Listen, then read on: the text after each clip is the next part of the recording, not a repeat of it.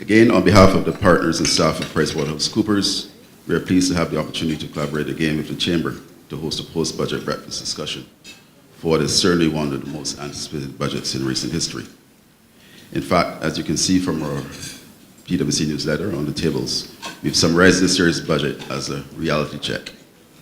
In our view, no matter the outcome of last month's general election, Barbados had to come to grips with meeting the multiple challenges of high debt, low level of reserves, and rising fiscal deficit, as so clearly highlighted in the press release issued by the IMF last week. We should, however, be heartened by the new government's close collaboration so far with the social partners, as this lays the necessary foundation if we are to achieve successful implementation of the proposed three-phased economic recovery and transformation plan. In many of the previous gatherings like this morning's breakfast, discussion has been around the recurring complaint around government's failure to implement its stated plans. One of the key ingredients to successful execution of any plan is strong buy-in and support from the various stakeholders. In its recently released 2017 annual report, the Caribbean Development Bank observed that macroeconomic stability, increased competitiveness, improved human development, and environmental preparedness are conditions that are necessary to improve resilience and ensure sustainable and inclusive growth. We believe that yesterday's budget proposals speak to many of these factors highlighted by the CDB, and this augurs well for Barbados as we begin the process of recovery and economic transformation. Since we are about to have an expert panel debate the details of that budget, permit me to highlight just a few significant items. The high level of debt to GDP has long been a concern of many in Barbados and outside of Barbados.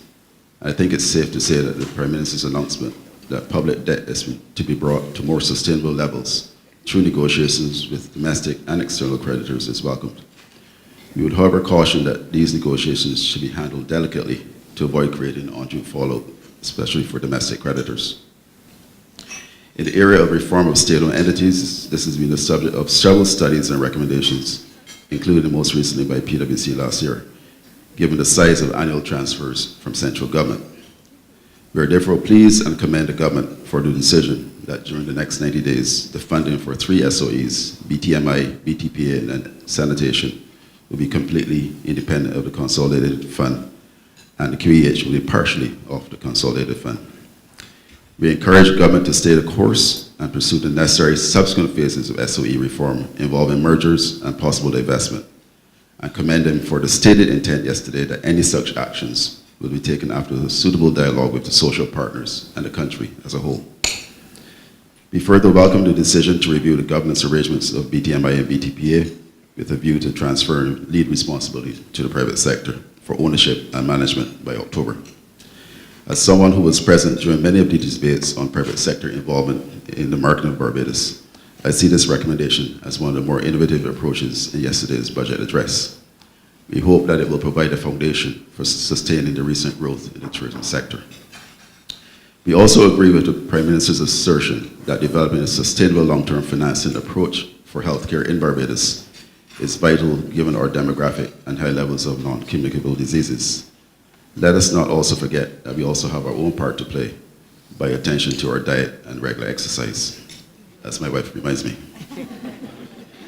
As recommended by the CDB, improved human development is one of the critical elements for sustainable growth.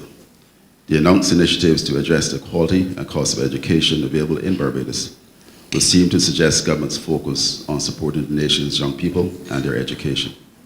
While some may question some of the planned expenditures, the PM is seemingly sticking to some of her key election manifesto plans, particularly the return to free tertiary education, albeit with a community service element. The agreement for a 5% increase for 2018 and 19 for the public sector without settlement for previous periods is an excellent example of the spirit of collaboration between the new government and Labour, given the economic challenges that have been identified.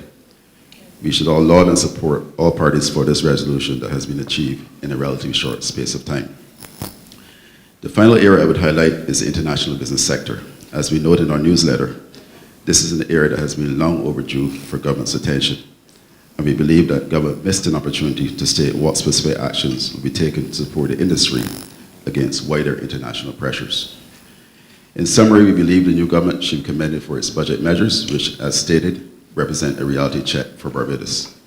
If successfully implemented, the impact of the announced fiscal and debt restructuring initiatives should reduce our debt to sustainable levels in 5 years and put us back on the path for sustainable recovery.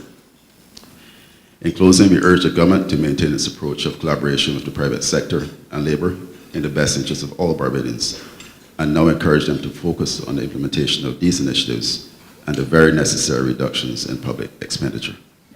Thank you very much.